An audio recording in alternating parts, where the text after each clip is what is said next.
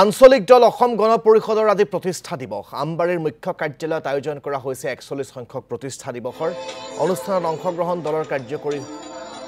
সভাপতি কেশৱ মহন্ত সভাপতি অতুল বৰা দলৰ জ্যেষ্ঠ নেতা তথা সাংসদ ফণীভূষণ চৌধুৰীকে ধৰি দলীয় নেতা কৰ্মী দলৰ সভাপতি তথা মন্ত্ৰী অতুল বৰাই পতাকা উত্তোলনেৰে শুভাৰম্ভ কৰে প্ৰতিষ্ঠা দিৱসৰ কাৰ্যসূচীত অংশগ্ৰহণ প্ৰাক্তন মুখ্যমন্ত্ৰী তথা প্ৰাক্তন সভাপতি প্ৰফুল্ল মহন্তৰ অনুষ্ঠানৰ আৰম্ভণিতে মায়াবিনী পৰিৱেশন কৰি জুবিন গাৰ্গলৈ শ্ৰদ্ধাঞ্জলি জ্ঞাপন কৰা হয়।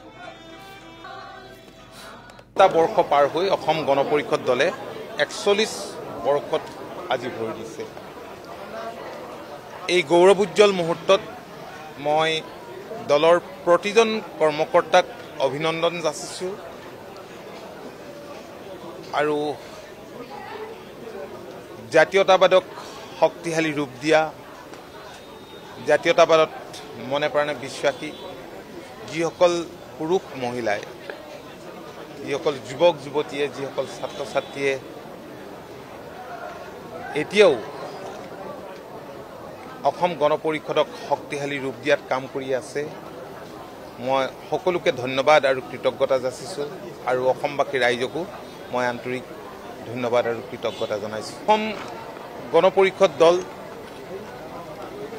দীঘলীয়া সংগ্ৰামৰ মাজেৰে জন্ম হোৱা এটা দল।